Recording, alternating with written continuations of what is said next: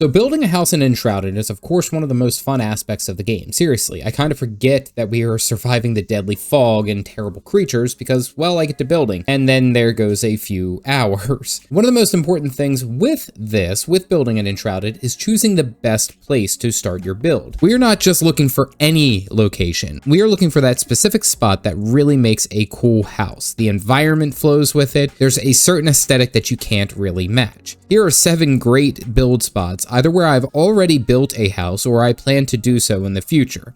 Make sure to like the video and subscribe to the channel for more Enshrouded content. And as I note, these are in no particular order. All right, so the first one, and this one was easy. As soon as I saw this place, I knew that I was going to be dropping an altar here. Located under the Pillars of Creation, Wistful Fields, which is technically in the Springlands, has a beautiful setup. Seriously, it is beautiful. It has a pre-built house, large farming plots, tons of interesting and cool props already in place, and once you clear out the Volkra that are in the area, you are all set. Now, tidying up the house, of course, does take some time, but it has a great setup. An upper floor with windows, a main floor with 2 separate rooms, and a basement that has a built-in overlook viewing a massive cliff into the wilds. The best part is that this actually does really well as a functioning farm, and in my recent farming guide, I even spotlighted it because it just works perfectly. It has plenty of room, and you can make it grow even further.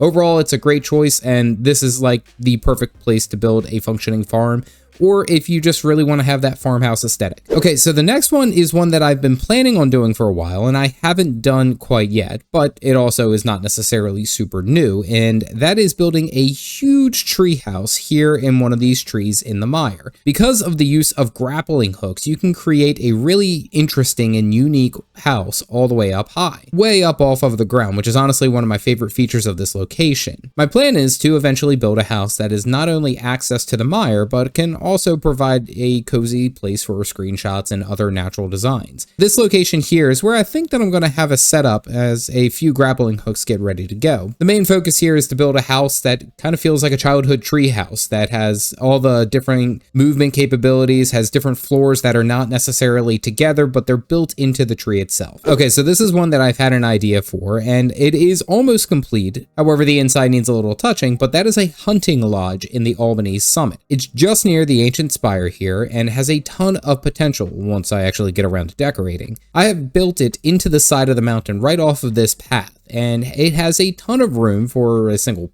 person here, ideally no survivors. What's more is that it has a lot of custom pieces like the railing, the storage, and even a spiral staircase, which, truth be told, I'm not 100% sold on here. Regardless, there are a lot of places that are similar to this where you can make a well-built cabin using conifer wood and weathered stone as the main combination. What makes it even more interesting is that it has a huge custom fireplace, especially for the cold winter.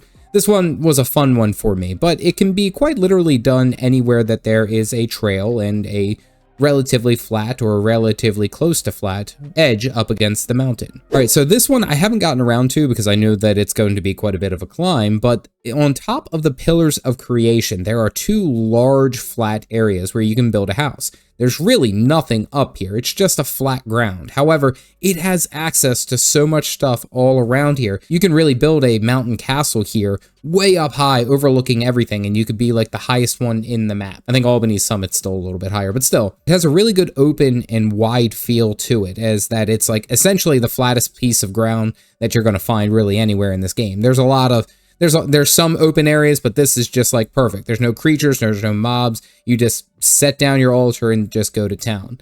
Now, of course, getting here is the main problem. You got to dig like straight up the side of a mountain, but eventually you can get there and be on top. And it's a good one. It's a really good spot. It's a place that I want to build like a huge castle, especially if I want to have a nice flat area to start working with. Okay, so this one has been done a lot, but it's a good old-fashioned Hobbit house in this game, and it's about as straightforward as it's going to get here in the Revelwoods. You could terraform the earth, you can place a circular window, and of course you have a nice little cozy hearth, and then you're Bilbo Baggins.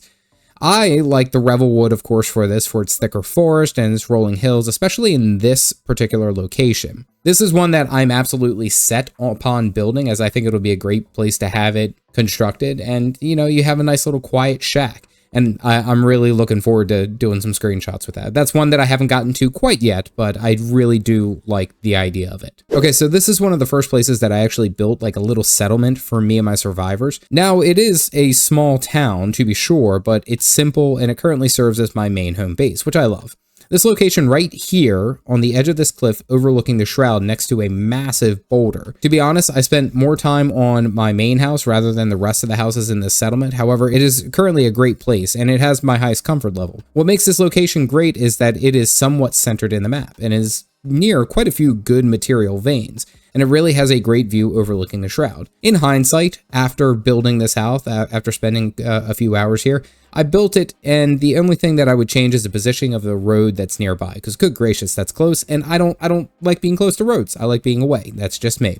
However, there is lots of open land here, and you can build yourself one heck of a balcony overlooking the edge. Okay, so this is one that I'm really excited about. I only recently discovered, and holy crap, it is going to be great. And that is this Garrison here in the Albaneve summit. Not only does it have a massively long bridge leading up to the main entrance, but it has several floors and a large area for it to be worked on. Of course, you have to clear out some spiders, but once you do, you're all set to go. I found out that I really like cliffside ventures and places that are up high, as I can use gliding aspect as much as possible, especially here with the ghost glider.